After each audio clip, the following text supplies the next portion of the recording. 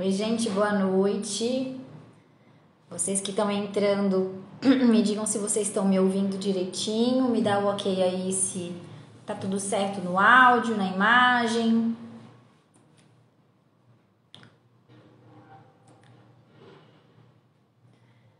Vão me dizendo se tá tudo ok aí no chat para eu saber que vocês estão me ouvindo direitinho, tá?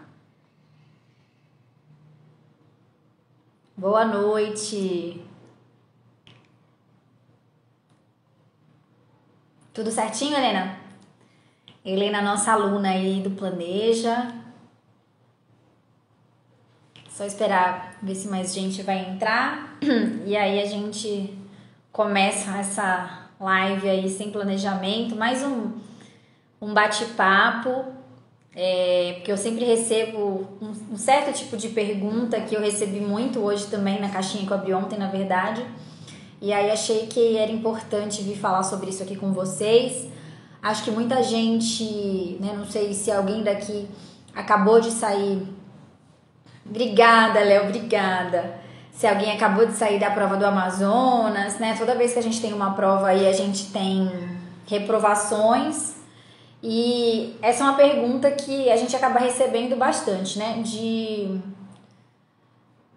Depois eu respondo algumas perguntas, tá? Só pra eu não me perder. Então, assim, o que eu queria falar? Alô pra Caxias. O que eu queria falar? Me senti famosa agora, né? Alô pra Caxias. Quem vê pensa que eu tô num show. Mas vamos lá. Me perguntaram, uma das perguntas que eu recebi nessa caixinha de perguntas foi: como é que eu me recupero depois de uma prova que eu passei, que eu fui muito mal? Como é que eu me recupero depois das reprovações? Como é que eu mantenho aí o meu ritmo? Como é que eu não desisto de estudar? Me perguntaram também assim: valeu a pena ter passado para a polícia, né? Se vale a pena estar aqui? Então, muitas perguntas relacionadas a isso, né? Do fracasso de uma reprovação, da gente ficar muito mal com uma reprovação e perguntar como é que eu lidava com essas reprovações. Então, assim, primeira coisa, gente, que eu acho que a gente tem que entender é que você ficar mal e você ficar triste com uma coisa que não deu certo, com uma decepção que você teve, né? E lógico que quando você faz uma prova, você vai ficar decepcionado se você não passa, é normal. Então, eu tava falando com uma aluna agora há pouco sobre isso, sobre criar expectativas, né? A gente fica assim, eu não vou criar expectativas porque eu não quero sofrer. E isso não existe, né? Lógico que quando a gente pensa na possibilidade de criar expectativas, é porque essas expectativas já estão criadas, né? Então, não tem essa de não criar expectativa. Se você tenta uma coisa e essa coisa não dá certo, naturalmente você vai ficar mal, você vai ficar triste, você vai ficar chateado. Então, assim, eu acho que isso aí faz parte, né? Agora, como que você vai lidar com isso e entender o quanto isso é parte do processo que é a questão. Um aluno outro dia me perguntou, eu não sei se eu faço essa prova porque eu acho que eu não estou preparado. Eu falei para ele, olha, quando a gente está fazendo prova, principalmente no começo assim, do estudo, qual é o meu parâmetro, né? O quanto esse gasto financeiro vai afetar na tua vida.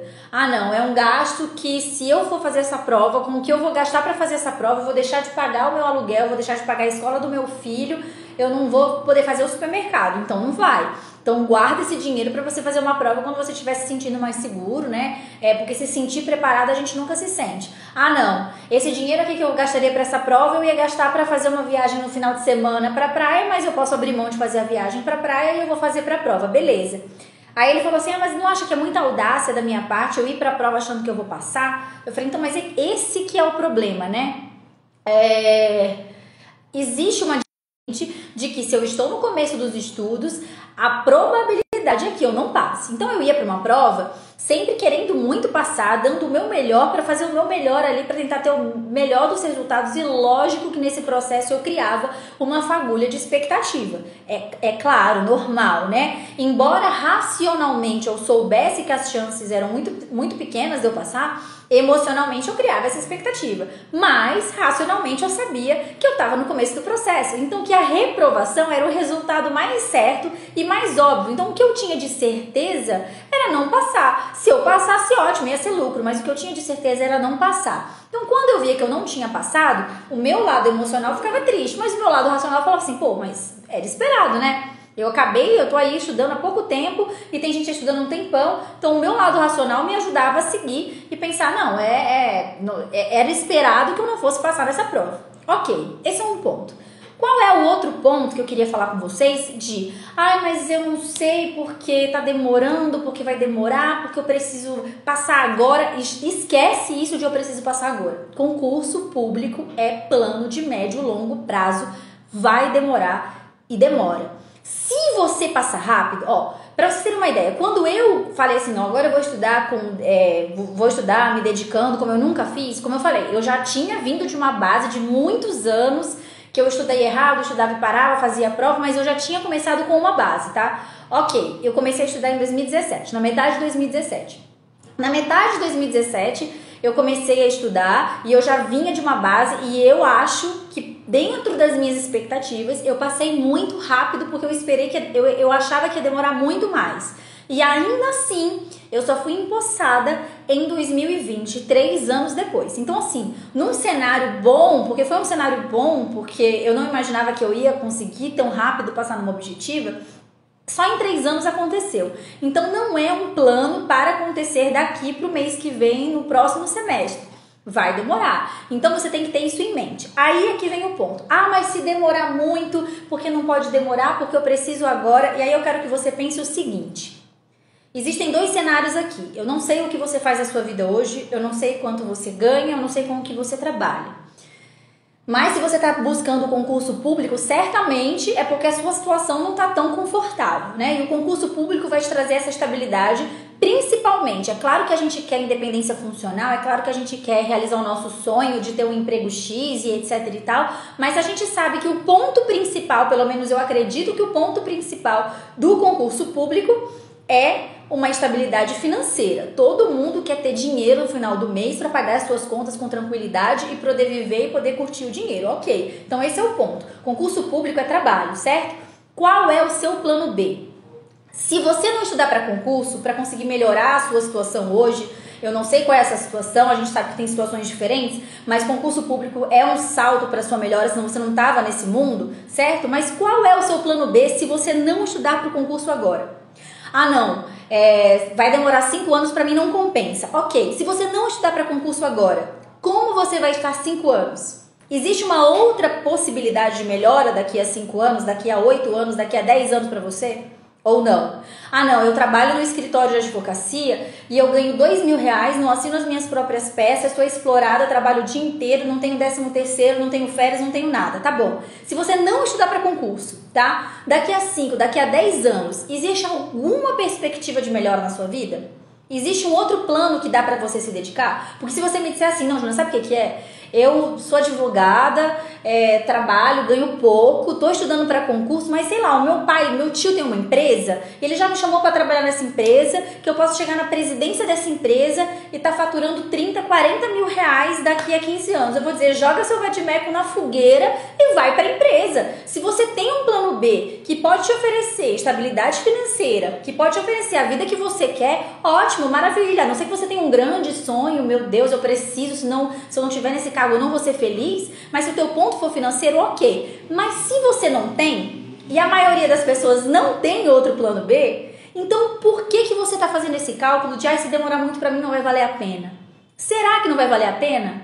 Será que se você chegar daqui a 5 anos ou daqui a 10 anos com a estabilidade financeira que você não tem hoje, não vai ter valido a pena? Qual é o cenário se você não estudar para o concurso, ainda que demore, ainda que seja difícil, ainda que você esteja enfrentando várias reprovações? Qual é o melhor cenário para você? Se você me disser, não sabe o que é, que se eu não estudar para concurso, a minha família já disse que paga para mim uma faculdade de medicina e aí eu sei que depois alguém tem um hospital e eu vou trabalhar e vou ganhar muito dinheiro. Eu digo, então vai lá. Então se você tem um plano B que é mais seguro, que é mais certo, que vai te dar menos desgaste, vai para o seu plano B. Mas esse é o ponto. A maioria das pessoas que estudam para concurso público não tem plano B.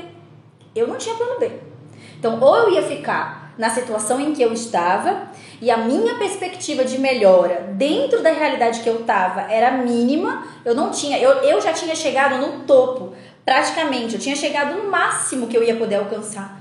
Então eu era técnico judiciário, eu era assessora de juiz, o máximo que eu ia chegar ali era ser assessora de desembargador. Beleza, eu ia ganhar um bom dinheiro, mais do que eu ganho hoje aqui, mas eu também ia poder ser mandada embora a qualquer momento, né? Se o meu chefe morresse, eu ia embora também porque era um cargo em comissão. Então eram duas coisas que eu tinha na balança. Mas qual era a minha perspectiva de melhora? De ter segurança e estabilidade financeira, que não é só ganhar o dinheiro, né?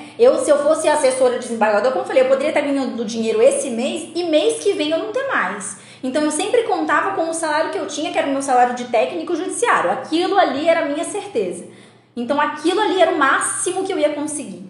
Eu só ia conseguir evoluir ali dentro da minha carreira, ganhando aqueles acréscimos e etc e tal. Então, em 10 anos eu estar na mesma situação que eu estava, ou em 10 anos eu ter mudado a minha situação, eu preferia que fosse em 10 anos, mas eu ia mudar a minha situação. Então, eu acho que a gente precisa ser racional. Quem estuda para concurso normalmente não tem plano B, porque a maioria de nós aqui é formado em Direito. E convenhamos, a gente escolheu um curso horrível, porque é um curso ruim de emprego, é ruim.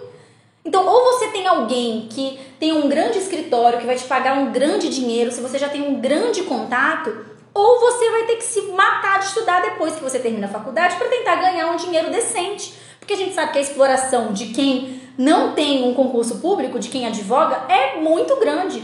Trabalha muito para ganhar pouco e não tem perspectiva de melhora. Um ou outro vai ter, não. É porque eu tô deixando de advogar para estudar para o concurso público. Mas se eu não estudasse para o concurso público, eu sei que eu poderia crescer na empresa que eu tô, no escritório que eu tô. Eu sei que o meu chefe lá já me chamaria para ser sócio daqui a uns anos. Ele ganha muito, eu sei que eu ia ganhar como ele. Então, ok. Se você tem um plano B, você consegue ponderar e pensar o que vale mais a pena para você. Mas se você não tem, por que você tá com esse cálculo de eu preciso passar agora, eu preciso passar o ano que vem? Vai fazer diferença? Se você parar de estudar agora, se você desistir porque tá difícil, se você desistir porque tá demorando para você passar, onde você vai estar daqui a 5 e daqui a 10 anos? Na mesma situação que você tá agora? E eu garanto para você que é ruim você estudar para concurso. Eu acho que todo mundo passou por isso, foi ruim para mim, é ruim para todo mundo, né? Vai ficando aquela coisa, vai ficando cada vez mais difícil, mas vai ficando difícil para todo mundo, o nível de todo mundo vai aumentando junto. Então, é sempre ruim. Foi ruim na época do meu pai, foi ruim na minha época, vai ser ruim na sua época, vai ser ruim na época dos demais. Mas, muito pior do que isso, é não ter a menor perspectiva de melhor. Porque eu vou falar pra vocês, quem tá na iniciativa privada, e eu sei que muitos de vocês estão na iniciativa privada, ou estão trabalhando como autônomo, não é fácil. Então, assim, uma coisa é você viver com luxos, concurso público não é para você enriquecer, né? Um cargo ou outro vai te dar aí um dinheiro para você subir aí na linha dos demais, né? Ou se você conseguir uma renda extra, a maioria não vai ser sameragem que ganha milhões vendendo o curso de vamos ler um livro juntos.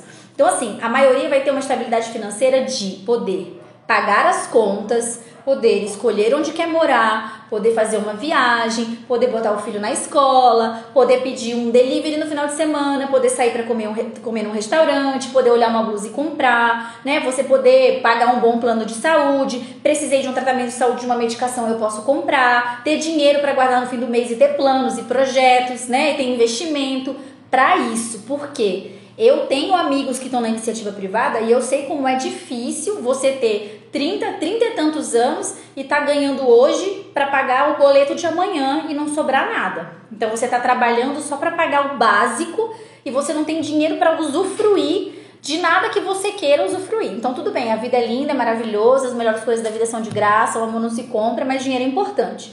E a maioria de nós está no concurso público porque quer ascender de vida financeiramente também, quer ter estabilidade de poder ter uma vida tranquila, né? A pandemia mostrou aí, quem era servidor público se deu bem. Então, assim, infelizmente, a gente está num curso injusto, num país injusto. E o estudo vai ser o canal que você tem para conseguir melhorar de vida. Então, se você não tem um plano B para daqui a 5, 10, 15 anos que seja, então você vai precisar estudar. Agora, a vantagem é que você vai estudar hoje, pode ser que demore 5, 7 anos. Mas, quando o seu momento chegar, a chave muda imediatamente. Se hoje você ganha R$2.000, você vai ganhar 15, você vai ganhar 20, 25, 30, dependendo do concurso que você vai fazer. E aí vai ser do dia pra noite. do dia pra noite. Você consegue mudar a sua vida de hoje, de R$2.000 que você ganha, para daqui a 5, 10 anos você tá ganhando 20 ou não? Não existe dentro da sua realidade nenhum plano nesse sentido e não tem nenhuma perspectiva nesse sentido. Então, essa era a minha motivação.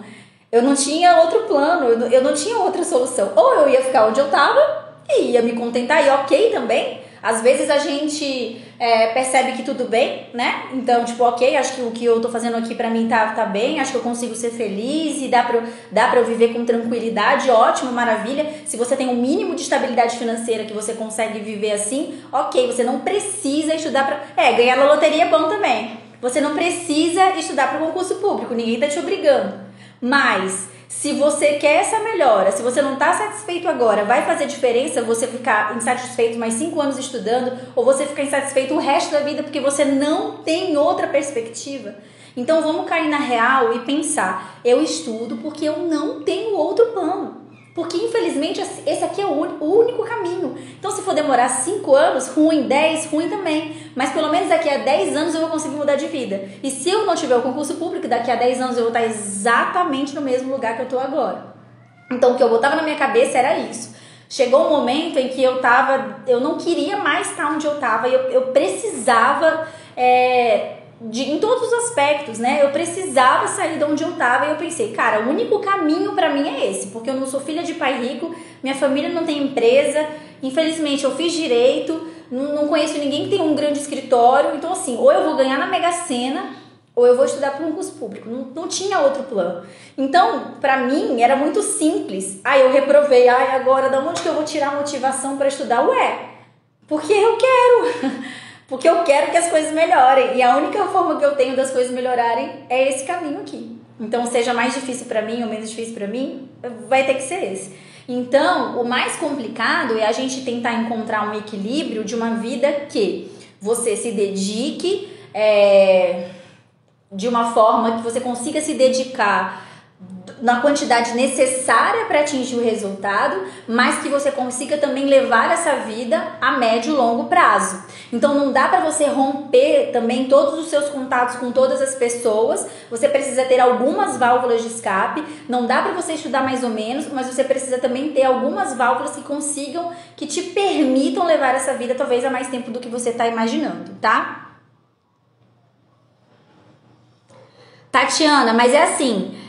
o conteúdo vai fixar na cabeça em algum momento. Só que assim, o problema é esse, a gente desiste antes da coisa acontecer. Aí fica muito difícil. Entendeu? O começo é ruim, mas o começo é ruim com tudo. Em tudo que a gente faz pela primeira vez, o começo é péssimo. E as coisas vão melhorando depois. E chega um momento em que, quando você está estudando, que você entende as coisas, que você consegue, sei lá, ler um julgado e falar, putz, eu entendo isso aqui, é uma linguagem que entrou na minha cabeça, o estudo começa a se tornar um pouco melhor nesse sentido. Só que a gente só chega nesse ponto se a gente passa pelas primeiras fases, né?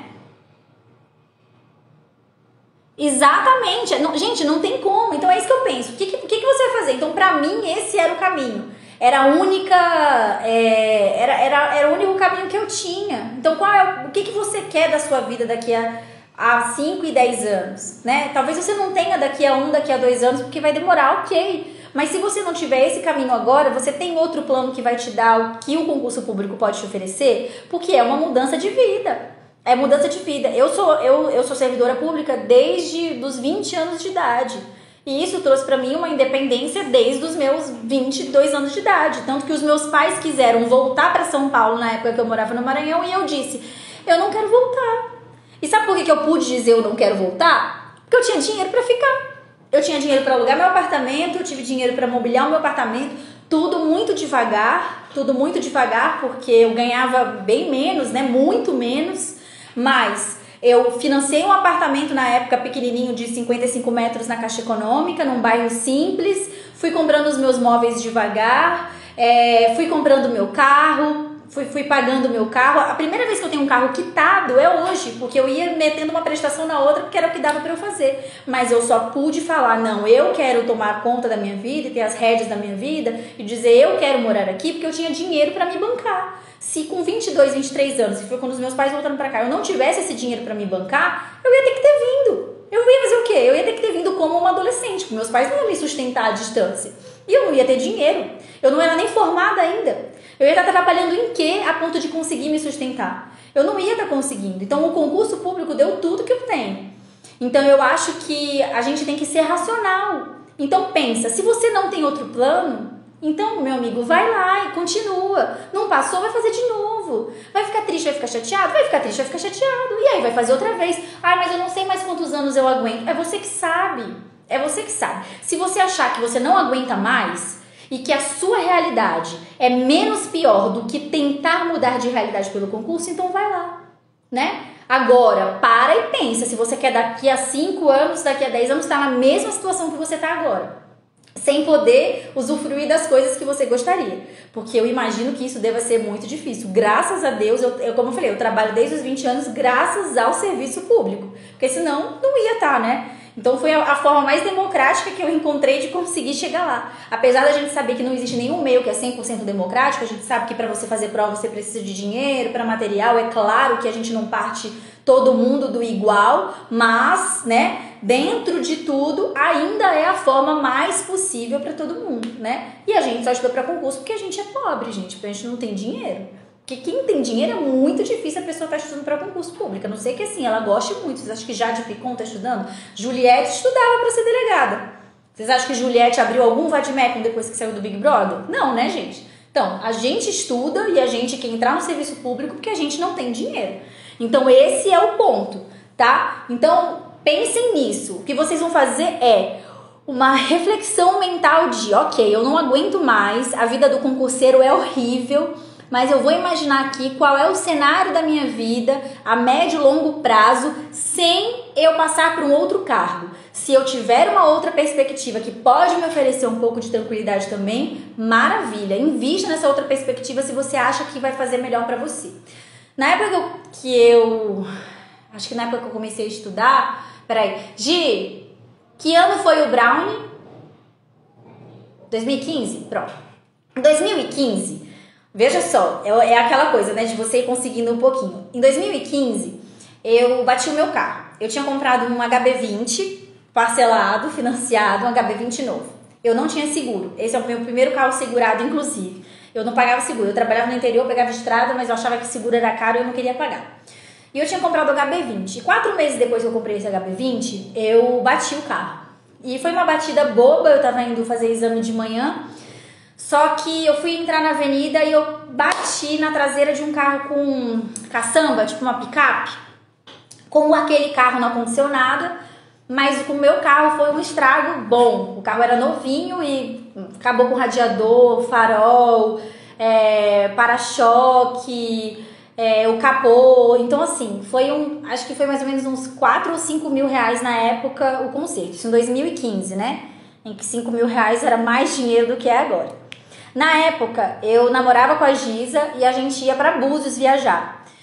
E na hora que eu bati o carro, eu falei, mano, não dá pra eu viajar mais porque eu não vou ter dinheiro pra viajar e pra pagar o conserto do carro. Eu preciso pagar o conserto do carro. Ela me emprestou o dinheiro que ela tinha na poupança pra eu poder pagar à vista e ficar mais barato o conserto. Então, uma parte ela me emprestou e a outra eu fui parcelando no cartão. E eu falei, ok, agora eu preciso juntar dinheiro, a gente precisa juntar dinheiro pra eu te devolver o dinheiro do carro. Falei, como é que eu vou fazer? Então, eu falei, o que a gente vai fazer? A gente começou a pesquisar e falou assim, vamos fazer brownie. A gente viu na época, acho que era uma receita aí de um brownie famoso que tem no Rio de Janeiro, Brownie Luiz. A gente falou assim, vamos fazer brownie. Beleza, vamos fazer brownie. Eu trabalhava, ela trabalhava, ela fazia direito ainda. E a gente fazia brownie lá no meu apartamento, esse apartamento de 55 metros quadrados. E no primeiro mês acho que a gente tirou acho que R$1.000 de lucro e a gente ficou mais ou menos 1 ano lá nessa coisa do brownie. Dava muito trabalho. O dinheiro é imediato, mas era o quê? R$1.000, R$2.000 no mês. Era imediato e é isso que a nossa dificuldade com o concurso é essa, né? Porque a gente trabalha e a gente não vê o resultado. E às vezes a gente faz um outro trabalho que o resultado é imediato, mas é um resultado muito suado e muito pequeno. E a gente nossa, a gente ralava muito, porque era um apartamento pequeno e a gente fazia tudo. Então a gente não tinha uma empresa. Então a gente fazia massa do brownie, fazia recheio, eu embalava, eu fazia adesivo, cortava embalagem com a mão, a gente fazia entrega. Então a gente trabalhava, às vezes eu trabalhava numa secretaria, eu trabalhava no TJ como técnico, e aí a gente trabalhava tipo meio período. Chegava em casa de tarde e brownie, encomenda, e vendia aqui, vendia lá, e divulgava no Instagram. E a gente ficou assim durante um ano fazendo essa renda extra de brownie. Em que eu não consegui, acho que num mês muito bom, eu acho que a gente faturou assim uns 3 mil, mas era a custa de eu trabalhar feito uma louca, de viver na cozinha, fazendo brownie para vender. A gente poderia ter tentado crescer uma empresa, claro, mas também não era certeza de nada, e também a gente não sabe se ia ter um retorno financeiro tão expressivo assim. Poucas pessoas conseguem, né? A gente sabe. Então, se você não tem uma outra fonte de renda para te bancar, é muito difícil. E aí, depois de um ano, a coisa foi esfriando, a gente foi ficando meio cansada e a gente deixou de mão. E em 2017 que eu voltei a estudar, né? Na época, acho que em 2016 eu fui para um cargo de assessoria no interior e aí a gente parou com essa coisa do brownie. E aí quando eu comecei a estudar, uma amiga minha falou assim, nossa, mas essa tua vida de concurseira é tão cansativa, será que não era melhor você ter continuado no brownie? Aí eu falei, cara, mas o brownie era muito cansativo também. A diferença é que a hora que eu passar no concurso, o meu salário, que era de técnico judiciário, que eu ganhava, sei lá, acho que 5 mil reais, eu falei, o meu salário vai dobrar, vai triplicar, né? A depender do concurso que eu passo, vai quadriplicar.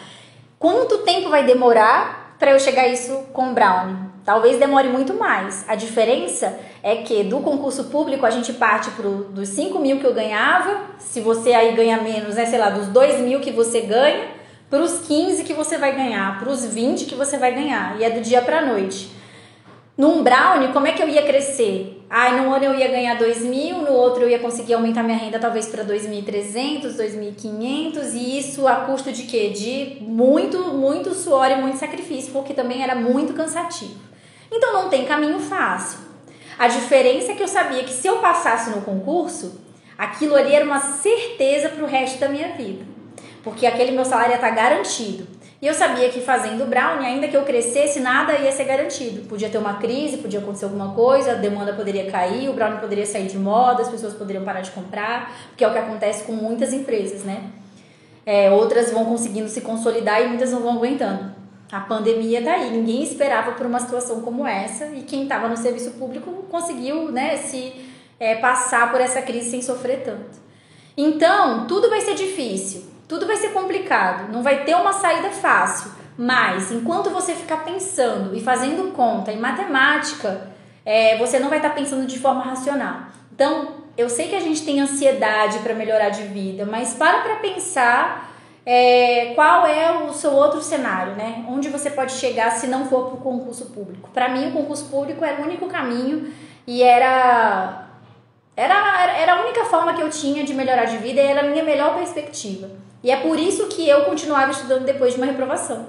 Porque ou era aquilo, ou era continuar onde eu estava. E continuar onde eu estava, eu já tinha decidido que eu não queria mais. Então, se eu não queria mais, eu tinha que encarar o único caminho que estava aí à minha disposição. Entende? Então, é daí que eu tirava a minha motivação. Não era de uma grande vontade de estudar, de uma alegria, de uma felicidade. Não. Era simplesmente, como eu falei outro dia no meu Twitter, que era ter independência funcional. Isso era o que... Era um dos pontos para mim, além, claro, do financeiro, era um dos pontos. Porque assim, eu ganhava bem como assessora, mas o meu cargo de assessora era em comissão. Então, você vive pendurada num fio, né? De querer agradar, de precisar agradar, de torcer, pelo amor de Deus, que meu chefe não morra, porque senão eu também vou perder isso e voltava pro meu salário base. Então, eu tinha em mente que a única coisa que eu tinha de certeza era aquele dinheiro ali, que eu não ia morrer de fome também. Ganhando 5 mil reais, não ia morrer de fome. Mas, né, eu queria mais. Como eu lidava com o sono, eu tinha muito sono. Eu continuo tendo muito sono, eu tinha muito sono. Eu vou dizer como é que eu lidava com o sono. Eu trabalhava o dia todo, né? Então, na hora do almoço, quando eu tava no fórum, eu tentava descansar. Só que eu não tinha um lugar pra descansar. Eu tenho muito sono depois do almoço, gente. Até hoje, muito. Na delegacia, quando eu faço plantão de depois do almoço, eu quero morrer de sono. Morrer de sono. Quando eu tô em casa, eu cochilo todos os dias depois do almoço. Esse é o maior luxo da minha vida. Minha vida de princesa é essa. Porque como eu trabalho no máximo 2 vezes na semana durante o dia, todos os outros dias eu tiro um cochilinho depois do almoço, entendeu? Vida de patroa. É maravilhoso, amo, adoro. Então eu ia pro meu carro no estacionamento do TJ. Eu contei isso outro dia pra uma amiga minha, pra Rita, que é minha aluna. Imagina, Maranhão, né, gente? Não era coberto de estacionamento, era debaixo do sol quente. Eu ia pra lá 12:30, eu almoçava rapidinho, ia pra lá, um calor insuportável. Aí eu ligava o carro, ligava o ar assim 5 minutos só pra dar uma gelada. Aí eu tinha um guarda-chuva dentro do carro.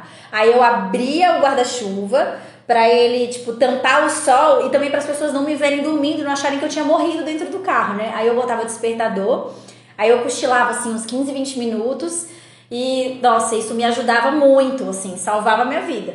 Aí eu subia, continuava a trabalhar e quando eu chegava em casa, vários dias eu tava muito cansada. Tanto que eu conto que quando eu chegava, normalmente eu não tomava banho nem trocava de roupa, porque se eu tomasse banho, meu corpo relaxava e o sono vinha com tudo. Então do jeito que eu tava, eu não sentava nem no sofá, eu não podia sentar no sofá. Se eu sentasse no sofá, eu sentia o peso do cansaço do dia. Então eu comia, lavava o rosto, trocava ali de roupa rapidinho, às vezes sentava e aí eu ia estudar. E tinha dias que eu tava com tanto sono, mas com tanto sono, que eu deitava no chão do escritório que eu estudava. E eu não falo isso pra fazer drama não, tá, gente? Era só porque se eu deitasse na cama, eu não ia conseguir levantar mais, porque ia ser muito gostoso. Então eu ia dormir até o dia seguinte. Então eu não podia fazer isso. Então eu deitava no chão, que era ruim, que era pra eu dormir. Aí eu botava o despertador ali 10 minutos, aí eu dormia 10 minutinhos, levantava e fazia. Eu tava falando, uma vez eu falei com a Júlia que é do Planeja também, a Nunes, e ela dizendo que ela também sentia esse sono muito grande depois do almoço. E ela disse que quando ela estava na Cadepol de Minas, ela sentia tanto sono depois do almoço que ela ia no banheiro e encostava no negócio assim do vaso para tentar tirar um cochilo. E eu falei para ela que eu fazia a mesma coisa no TJ. Antes de eu ter a ideia do carro, eu ia no banheiro e tentava cochilar em cima do vaso, porque era aquele sono que você tem assim, dá um desespero, né? E na Cadepol aqui de São Paulo eu também morria de sono, porque a minha aula começava 2:30 da tarde. E eu pegava 1h30 de transporte público. Então quando eu chegava lá e a professora começava a falar 2:30, eu tava achando a aula interessante, mas o sono era maior do que tudo. Eu me beliscava pra ficar acordada. Deixa eu ver o que vocês estão falando aqui. Essa do guarda-chuva é ótima. Eu botava lá, tirava um cochilo, ó, supimpa. Me ajudava muito. Kalina, eu não sei dizer se eu sempre quis ser delegada. Meu pai é delegado, então acaba que eu acho que eu fui... ele nunca disse, na verdade meu pai quer que eu faça concurso para outra coisa, ele quer que eu faça concurso para MP a todo custo, não tem quem tire dele essa ideia, mas acho que foi a vivência que eu tive, né? Sempre não, meu pai quando passou no concurso eu tinha 13 anos já. Mas viu meu pai em delegacia, então eu nunca tive esse medo de trabalhar na polícia que às vezes as pessoas têm, porque, sei lá, nunca aconteceu nada com meu pai, sempre vi meu pai trabalhando, então pra mim sempre foi muito natural, sempre foi muito normal, então nunca tive isso. Eu gosto de direito penal, é a área que eu mais gosto, né? Então sempre foi a área que eu gostei mais de trabalhar, era o que eu gostava de fazer também quando estava no TJ, apesar de ter trabalhado a maior parte do tempo na área civil, mas gostava também da área criminal, era o que eu gostava de fazer. Eu sou uma pessoa dinâmica, eu sou uma pessoa que apesar de precisar ter rotina nas minhas coisas que eu faço no dia a dia, rotina no sentido de organização, sabe? De ter o dia certo para fazer isso, para acordar e para dormir, eu também fico muito entediada com as coisas. Então fazer trabalho para mim, eu não penso em magistratura, porque fazer sentença para mim foi o que eu fiquei fazendo antes, apesar até que eu gostava assim de fazer, mas esse trabalho só de gabinete, de ficar só analisando o processo, me deixava um pouco entediada, então não era uma coisa que eu queria fazer. Então eu gosto da polícia porque ela me dá a possibilidade de ter um dia diferente depois do outro, então você faz um pouco de tudo, você vê a coisa na vivência, você consegue dar uma resposta imediata, e quando vocês estiverem na polícia vocês vão ver o quanto isso é incrível, porque é claro que a gente sabe que a palavra final é do judiciário, que muita coisa acontece depois da nossa atuação, mas você tem a capacidade de dar uma resposta imediata, né? Como foi pra mim no caso que eu botei outro dia nos stories que eu tinha comentado no Twitter, que foi fazer a prisão em flagrante de uma injúria preconceituosa, né? Injúria qualificada de cunho homofóbico e tudo mais. A mulher tinha causado com o cobrador de ônibus, tinha humilhado muito ele lá no dia, na situação, tinha dito coisas horríveis, e eu tive a possibilidade naquele dia, porque ela, além de tudo, ela tinha batido no motorista, xingou o cobrador, ela causou, né? E eu prendi ela em flagrante, ela ficou muito chocada, ela ficou muito horrorizada, porque na cabeça dela eu acho que nunca passou a possibilidade dela ser presa. Porque as pessoas fazem esse tipo de coisa na certeza da impunidade. Então, quando você consegue fazer uma prisão em flagrante dessa, ou de um agressor de Maria da Penha, que ele tem certeza que nada vai acontecer com ele, que ele pode continuar xingando a mulher e batendo a mulher, é muito gratificante. Então, ainda que a pessoa depois, sei lá, que o Ministério Público não denuncie, que a pessoa não represente, que a pessoa não vai ser condenada, mas você conseguiu dar uma resposta, nem que seja provisória, mas você conseguiu, você aplicou aí o caráter pedagógico da lei, pelo menos de forma imediata. Eu tenho certeza que essa autora aí da prisão em flagrante que eu falei pra vocês, ela vai pensar de novo a próxima vez que ela for fazer isso, né? Pelo menos ela não vai fazer em público, que é o que interessa. A pessoa em casa quer ficar xingando, tô nem aí, né? Desde que ela não ofenda e não invada aí a esfera de liberdade do outro, né? De honra do outro, tudo bem. Então é muito gratificante isso, muito, muito legal, e eu acho que só a nossa carreira possibilita isso, você vê a coisa ali de imediato acontecendo, né? Então a gente acaba que tem uma responsabilidade muito grande. Então acho que é isso que faz eu gostar. É o que eu falei, eu sou muito sincera, a única coisa que me faria, e eu não, hoje não é uma coisa que eu me motiva o suficiente para eu estudar para um outro concurso, para eu pensar numa outra carreira, seria o quesito financeiro, porque a gente nunca está satisfeito, né?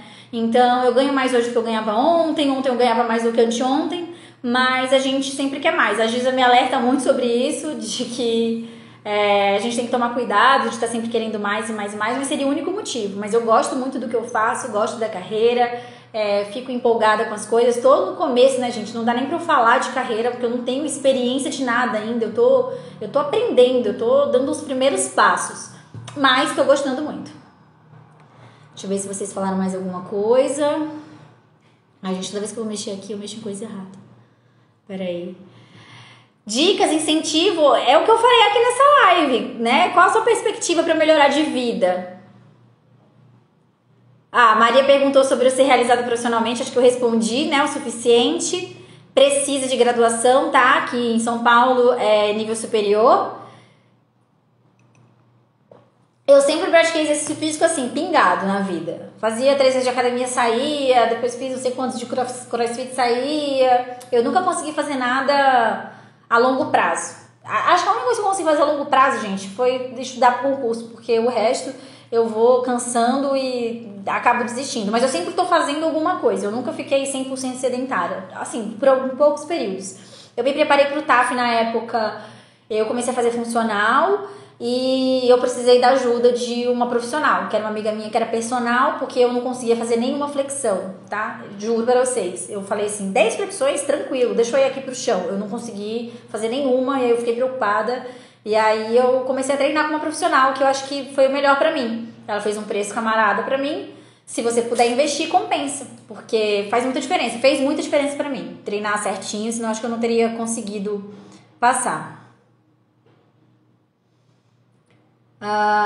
Nossa, gente, eu não tenho uma técnica para absorver o conteúdo. Eu ficava estudando várias vezes, até a coisa entrar na minha cabeça. Eu estudava só para delegado. Eu fiz 2 provas de MP logo em 2018, porque na época que eu comecei a estudar para delegado em 2017, não tinha nenhuma. Não, minto. Abriu a prova do Maranhão, foi a primeira prova que abriu, que era a prova que eu queria muito, mas foi a prova que aconteceu logo que eu não passei. E logo depois não tinha mais nenhuma outra prova de delegado. E os 2 concursos que abriram na época era o MP da Bahia e o MP do Mato Grosso do Sul. E eu falei assim, não, eu sei que com o edital aberto, ainda que seja um edital que eu acho que eu não vou passar, eu vou focar mais, porque quando eu sou focada, eu sou focada. Eu falei, então acho que com o edital aberto eu vou me sentir mais pressionada. E eu sou o tipo da pessoa que funciona na pressão. Então eu precisava estar inscrita em prova, né? E aí, na época, meu pai me ajudava com os pontos para eu viajar na passagem. E aí eu vou fazer a prova do MP da Bahia e do MP do Mato Grosso do Sul. E aí o da Bahia eu fiz 50 pontos de 100.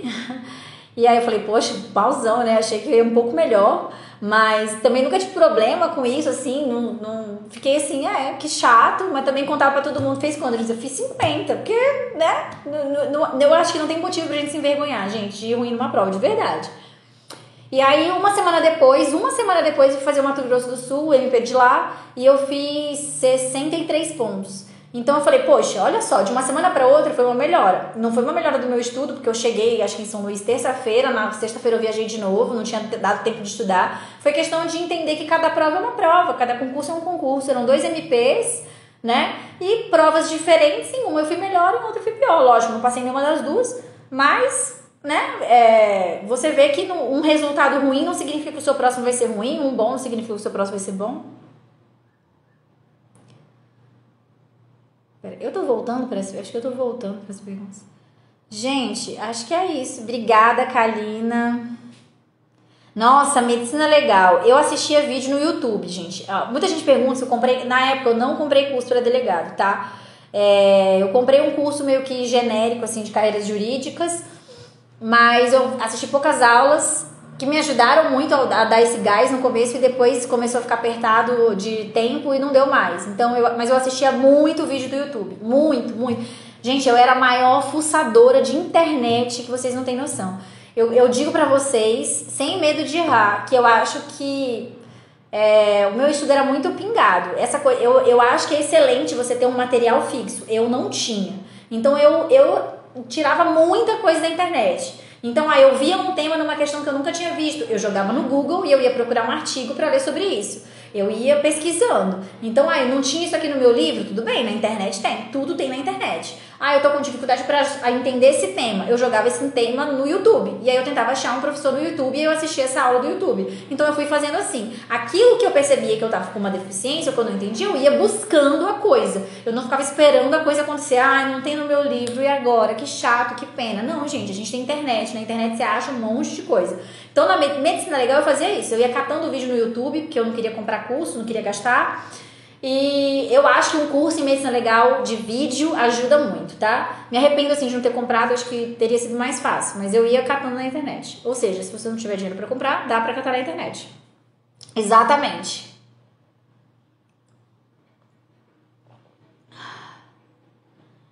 Não, eu tinha, gente, assim, eu tinha certeza que eu ia passar, só que eu achava que ia demorar mais, mas eu tinha certeza que eu ia passar. E eu digo isso hoje, eu digo que se eu decidir hoje que eu quero passar em outro cargo, eu vou passar. E eu não falo isso com nenhum pingo de arrogância, mas é porque eu sei que o concurso público é possível para todo mundo, e eu acredito muito nisso. Eu acredito que não tem ninguém no concurso público que é um grande gênio. Um ou outro, mas a maioria é só gente esforçada. Então eu sei que se eu tiver motivação suficiente para me esforçar, e na época minha motivação, já falei pra vocês o que era, eu vou. Então se eu chegar num ponto que eu falar assim, cara, não tô mais feliz aqui na polícia, ou então eu preciso ganhar mais esse dinheiro aqui, não tô mais contente, sei lá. Qualquer motivo, pode ser que demore, provavelmente vai demorar muito, mas eu sei que inevitavelmente vai acontecer. Então era essa a certeza que eu tinha. Eu dizia, não, eu sei que eu vou passar. Eu sei que eu vou passar, porque eu não tenho como piorar de um dia pro outro. Eu só tenho como melhorar. Eu vou perceber as minhas falhas, eu corrigindo, falhas e corrijo. Uma hora eu vou chegar em nível de competitividade. Então eu tinha convicção nesse sentido. Só que eu achava que ia demorar muito. Gente, dá pra passar em concursos, se você estiver vivo, dá pra passar em concurso. Não, nunca ninguém me ameaçou, graças a Deus, Michele. E assim, não conheço muitas coisas de ameaça não. Gente, se você fizer tudo certinho é mais difícil. Não conheço, Eduardo. Mas assim, na internet tem um monte de lugar. Oi. Não, eu estudava sozinha, é isso? Perguntaram se eu tinha companhia pra estudar. Não, gente, eu estudava sozinha. Eu digo, né, que o que me deu tranquilidade pra estudar, eu acho, é porque eu era casada. E a Giza foi... O que eu acho que todo mundo tem que ter para estudar para concurso. A pessoa que tá com você tem que entender, apesar da pessoa ficar chateada às vezes, porque a gente também ficava chateada, porque todos nós somos humanos, né? Então, claro que ela teve que abdicar de muita coisa por mim. E eu sempre dizia para ela assim, olha, sexta-feira à noite, eu não tenho como sair, eu preciso estudar, não dá pra mim, mas se você quiser sair, pode ir. E eu acho que ela nunca foi, a não ser sair com a família dela. E eu falava de coração que ela podia ir. E eu sei que ela ficava de coração também. E ela ficava sentadinha na sala. Só que isso me trazia... É óbvio, eu acho que traz mais tranquilidade, né? Foi o que eu falei outro dia que alguém perguntou... Na caixinha de perguntas que alguém perguntou sobre namoro à distância. Porque eu fiquei imaginando. Imagina você tá estudando namoro à distância com uma pessoa baladeira lá do outro lado do país. É difícil ter paz de espírito, né? Olha, Kalina... Sinceramente, só se você estiver muito disposta a estudar muito para o concurso público e assim, achar que vai valer muito a pena. Eu digo, quando alguém me pergunta qual a sua dica para quem vai começar o curso de Direito, a minha dica é não comece. Porque é verdade, é um curso difícil, entendeu? Assim, não o curso em si, eu digo um curso difícil para você ter retorno financeiro. Normalmente você só vai ter retorno financeiro com concurso público, e aí você tem que botar esses anos todos à frente, né? Eu, hoje em dia, não começaria Direito nem a pau. Eu ia fazer qualquer outro curso, sei lá, medicina, um curso de nutrição, cursos assim, tecnologia... Mas eu não faria Direito. Mas assim, essa sou eu, tá? Eu nunca tive assim um grande super hiper sonho. Meu Deus do céu, se eu não for delegada de polícia eu vou ser infeliz. Não, eu sou uma pessoa muito prática. Gosto muito do que eu faço. Acho que se eu tivesse em outras atividades eu seria menos feliz do que eu sou hoje. Mas se eu voltasse no tempo e fazer medicina, eu tava cheia de dinheiro. Precisa. O quê? Graduação onde? Precisa, qualquer graduação. Graduação em qualquer área para escrivão investigador, tá? Eduardo, é muito complicado saber se dá tempo, porque eu digo que essa pergunta não tem resposta e não é a pergunta que vocês têm que se preocupar. Foi o que eu falei aqui, não é pra vocês se preocupar, mas será? Não façam essa pergunta, porque senão vocês não comecem. Só comecem e vão estudando e uma hora vocês vão passar nessa leva, na próxima leva do ano que vem, no outro ano. Se você faz esse cálculo de, não, se eu não passar no ano que vem não adianta, aí você volta pro começo da live que você vai entender tudo que eu falei. Não adianta fazer essa pergunta, porque cada um tem um nível diferente. Eu não tinha ninguém, agora que eu vi a pergunta, não tinha, Carol, não tinha ninguém e a sensação que eu tinha é que eu não conhecia ninguém que estava estudando, porque era só eu, meus amigos todos, eu não tenho muitos amigos na área do direito, não, tenho alguns que já eram concursados assim, mas eu tenho muitos amigos que não são da área e que ninguém estava estudando, só eu estava estudando. Vale, 7º período, Ana, acho que vale sim você começar a ter uma rotina de estudos, começar a responder questões de concurso, para começar a entrar aí no ritmo.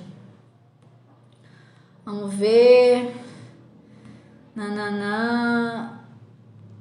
Não tem subjetividade. É só fazer sua parte sim, tá? Na Cadepol. Thaís, eu queria morar no interior aqui de São Paulo pelo custo de vida, pelo estilo de vida mais tranquilo, mas enquanto não tiver aí mais uns 2, 3 concursos para não ter a defasagem que tem no interior, os delegados do interior estão se matando de trabalhar, e isso me desestimula em pensar de ir pro interior. Não é todos os interiores, tá? Tem interior que a pessoa é mais tranquilo, mas tem interiores que são complicados. Eu ainda não sei quais são todos os complicados e quais são os bons. Então hoje eu acho que a minha rotina como plantonista aqui na capital, apesar de ser bem corrido durante o plantão, nas minhas folgas é bem sossegado, tanto que eu tô aqui com vocês.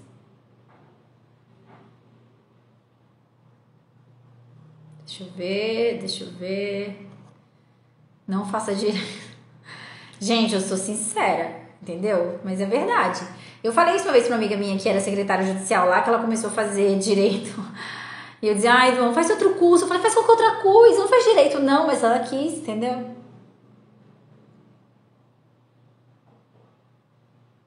Ela quis, o que eu posso fazer? Vamos lá.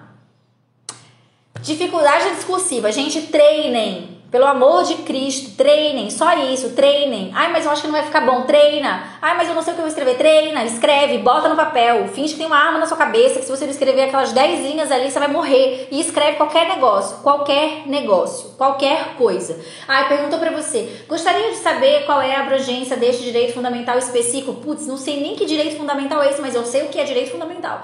Direitos fundamentais, direitos humanos na ordem internacional, na Constituição, escreve qualquer negócio. É treino, tá? É igual ir pra academia. Se você ficar só estudando na hora da prova, você não vai escrever. Não vai.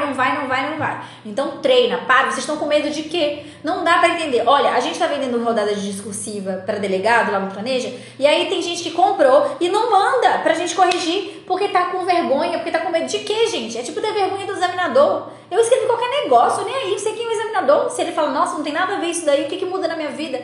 Tentem, mas treinem. Percam esse medo de escrever. Não achem que a escrita vai surgir na cabeça de vocês. Milagrosamente não vai. A primeira vez que eu fui trabalhar como assessora, que eu tive que fazer uma sentença, acho que a minha barriga doía, porque eu não sabia de onde começar. Eu não sabia de onde tirar. E falei assim, Jesus, o que eu vou fazer agora? Tipo, onde é que eu me meti? E depois você vai pegando prática e a coisa flui naturalmente. Tudo é assim, então só treinem, gente, por favor. Nem que você não compre curso nenhum, que você pegue na internet, qualquer negócio, mas só treina. Dá pra sua amiga corrigir, você troca com o amigo, cada um corrige do outro, vê o que vocês acham, mas treinem, tá? Eu vou tentar gravar uma live, eu vou pegar algumas redações do pessoal do Planeja, obviamente sem identificar ninguém, só para apontar alguns erros, algumas coisas que a gente foi corrigindo, para tentar dar algumas dicas. Não prometo, que vocês sabem que eu prometo um monte de coisa que eu não cumpro, mas eu vou tentar. Vamos ver. Medo da caneta. Pois é, gente, estão doidos. Medo da caneta. O outro me perguntou outro dia se tiver medo de defunto, dá pra ser delegado. Defunto tá ótimo, morreu já, tá quietinho ali, não faz mal pra ninguém, não é pra ter medo de defunto. Nem ter medo da caneta. Gente, eu acho que eu já me estendi horrores, já vai dar 9 horas. E é isso, era só isso que eu queria falar pra vocês, tá? Então, quem não assistiu a live do começo, vou deixar salva, assista. Então, quando você ficar se perguntando, ai meu Deus, e se eu não passar agora? Eu quero que você pense se você tem um plano B e qual é a sua perspectiva de futuro se não for através do concurso público. Ok? É isso, gente. Muito obrigada pela companhia de vocês aqui. Fazia tempo que eu não vinha assim aqui falar, né, com vocês.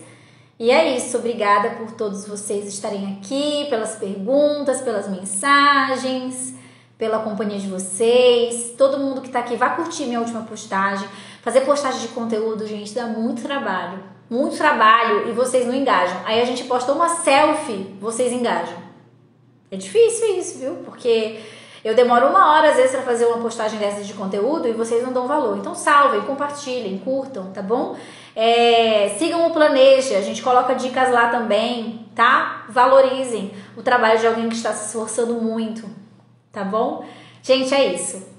Um beijo pra vocês, boa terça-feira, boa semana. Se tiverem alguma dica de live, de conteúdo que vocês querem pra gente conversar aqui, manda pra mim aí no direct, eu ia falar no inbox, que coisa mais antiga. Manda no direct que a gente marca de novo, tá bom? Tchau, gente, beijo!